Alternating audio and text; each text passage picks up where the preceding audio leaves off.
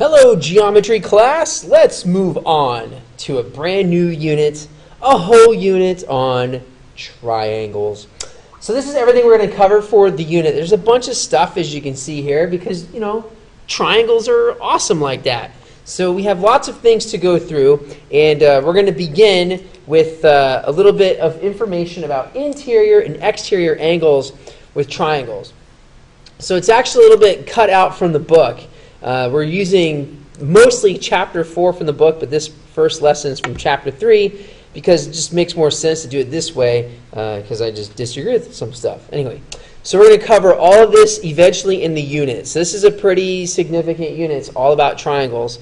And well, let's have fun. We're going to jump into interior and exterior angles of triangles. Cool? Cool. All right, let's move, cats.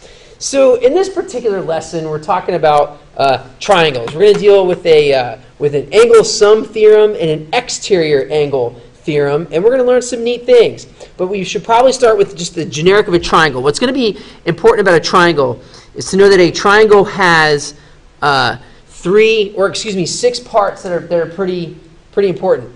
Triangles have 3 sides and 3 angles. That's going to be kind of important as we move along.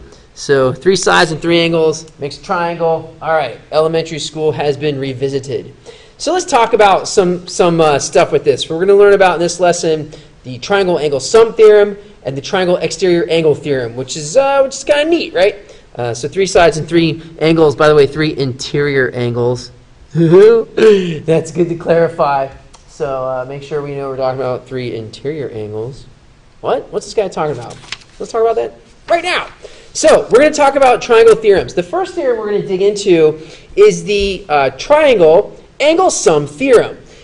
The sum of the measures of the angles of a triangle is 180 degrees. Now we have to be specific because we're talking about in this one interior angles. Okay, and interior is all about inside, right? And so we have this triangle. We have angle A, angle B, angle C. And what happens is that when we add them all up together, we get 180. We'll probably do this nice little activity in class. We're ripping stuff together and showing a line and all that stuff. But anyway, we'll deal with that at some other point.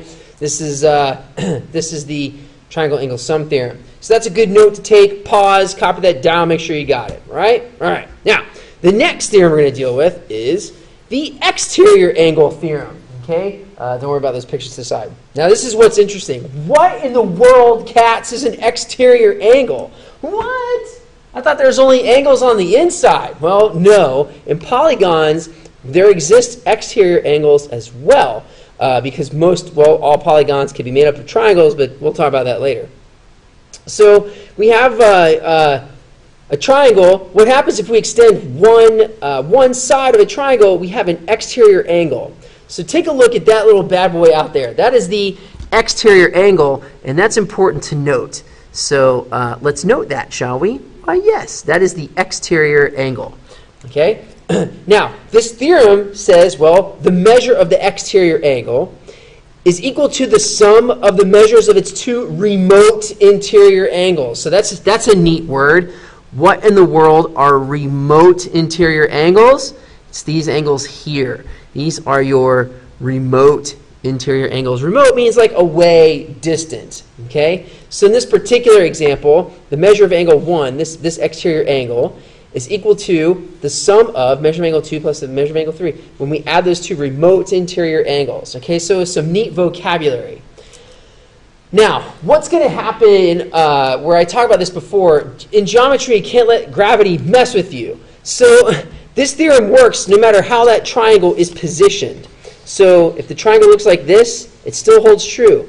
No matter how the triangle is positioned, the exterior angle still holds true. Okay, so you can't let gravity mess with you.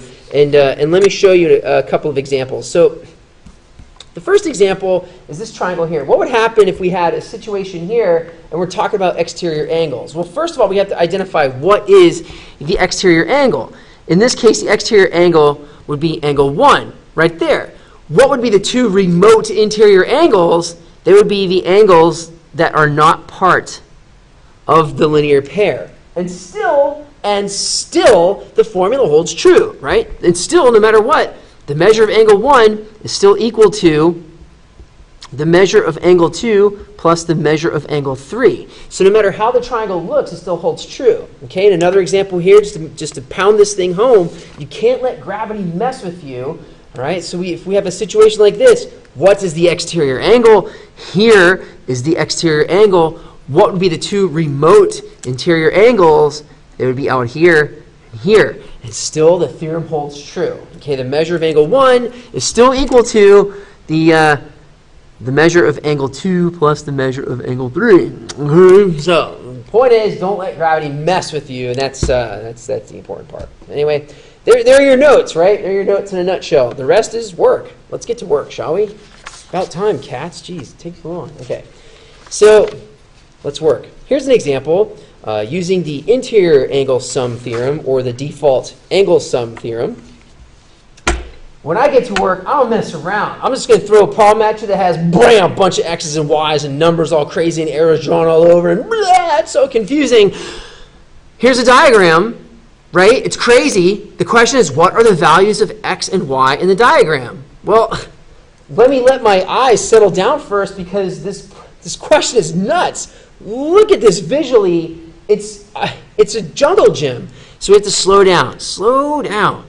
All we're looking for is the values of X and Y in the diagram. Okay, so here's the X right here, and there's the Y right there. All we're going to do is find the measure of that, okay? So now, first thing we've got to do is relax, relax. What's going on? First of all, how many triangles do you see in this picture? How many triangles, huh? How many? 2? Wrong. It's 3. Okay, so there's 3 triangles in the picture. Do you see them? Okay, we have the big triangle, this little triangle, and this little triangle. There are 3 triangles. Okay, so you want to be able to see all the triangles that you're looking at. That's an important thing, and we'll get to that later. That's a very important thing. So don't say 2 triangles, there's 3, fools. So be careful, all right? All right. Now, why do I bring that up? Because if we're going to start finding out the values of X and Y, let's first start looking at each little triangle. In case we got a triangle here, right? And we got a triangle here, okay? So we want to be able to see both little triangles. Now, if I look at this triangle for a second, can I find out either Y or Z? I can't find any information. Having that angle be 49 degrees is not enough information, right? I need more information. So this triangle right now is worthless. You're a worthless triangle. Let's go to this other triangle. Now, this triangle has some value. So if we look at this triangle, again, the picture is kind of crazy, but let's settle down. Let's settle down. We got an X right here. This angle at the top there is 43 degrees, all right? So that angle is 43 degrees. This angle down here is 59 degrees, right? So guess what? Guess what we know? What do we know? All 3 interior angles of a triangle add up to 180 degrees. And in this case, we have 2 of them, so we should be able to find a third. All we got to do is figure out, well, what is the measure of the 2 of them, right? So what we have to figure out then is, let me add 43 and 59. Okay, if I add those 2 things right there, carry to 1, I get 102, right? So I hope. Anyway, I have 102. So the degree measures of these 2 is 102 degrees. Therefore, that X, right, is going to be missing to add to 102 to give me 180.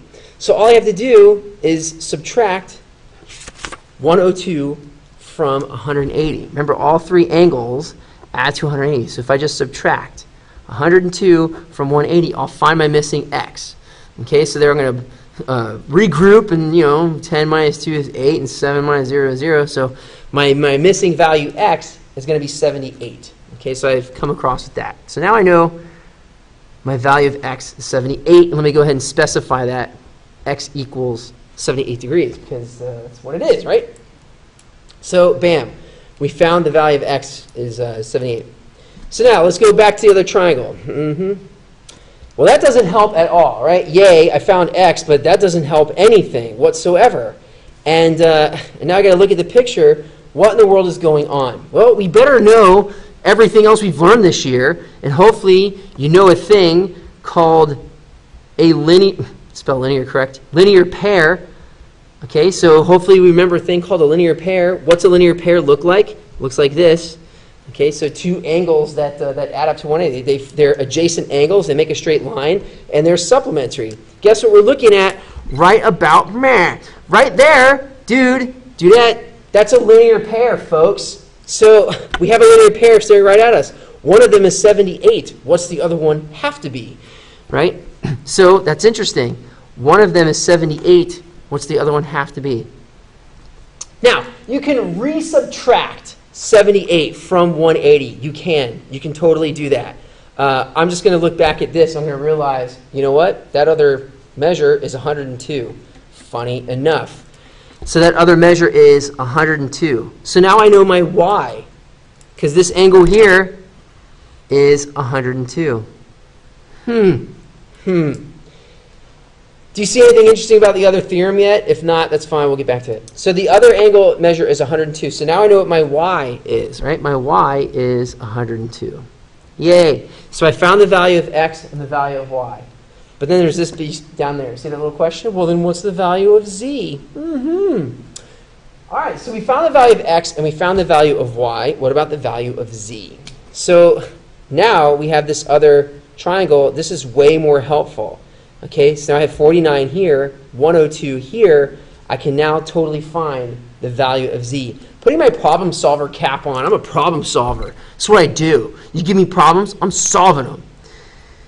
So I know that if I add 102 to 49, I'll know the 2 degrees, the 2 measures here, z would be whatever's left to give me 180, right? So I just add my 102 to 49. So 2 and 9 is 11, carry the 1, there's a 5 there, so it's 151.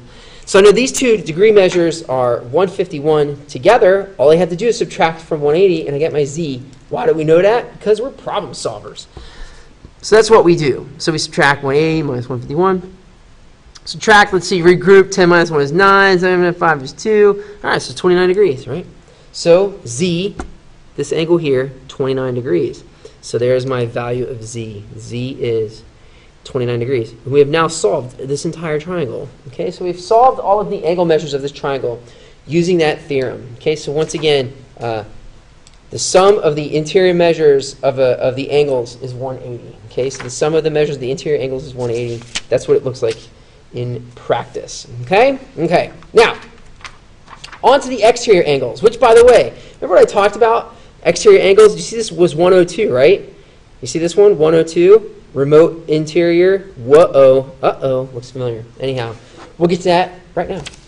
So let's work on the exterior angle theorem. I have a couple questions for you. First things first, let's revisit the exterior angle theorem like we just did. Okay, so the triangle exterior angle theorem. If I have an exterior angle, it is equal to the sum of the remote interior angles. And we're not going to let gravity mess with us. Okay? So if we look at the first question I'm asking here, what's the measure of angle 1? Well, angle 1, as you notice, is the exterior angle. Okay? That's the exterior angle. Therefore, the other angles are the remote interior angles. 80 and 18 degrees are the remote interior angles. As we know, the measure of the interior, the measure of the exterior angle is the sum of that. All I have to do is add 80 plus 18. That was easy, 98 degrees. So we know the measure of angle 1 is equal to 98 degrees, right? Nice and simple. Okay, so let's not make this harder than it needs to be. Practice. So now we look at the other angle. What's the measure of angle 2 then, right? Here's angle 2. What are we looking for? We're looking for the measure of angle 2. Well, what do we know? We know that the exterior angle, the measure of the exterior angle, is equal to the sum of the remote interior angles. Okay? So I know that the measure of the exterior angle, my 124, is equal to the sum of, right, my remote interior angles. So the sum of the measure of angle 2, and I'm going to add that to 59 degrees. Okay, so now I just need a little bit of algebraic thinking, and I'm good to go. This is not the hardest thing we've ever done. We've done worse, but that's the concept. So all I have to do to find the measure of angle 2, subtract. Blam. Blam. It's knowing your vocab. Okay, vocab is knowing where your eyes are going. This is the exterior angle, the remote interior angles. Okay. So we're all set. So now I have, let's see, regroup, not borrow, but regroup 14 minus 5. Regroup again, 11 minus 65. Okay. So the measure of angle 2 is going to be 65 degrees. That's what I know. Okay. So that's how simple it is. We don't need to hurt ourselves in this particular lesson. And there is our exterior angle theorem. Now, let's do a hard question. Word problems. Yay! I'll show you the picture in a second. So let's read through this.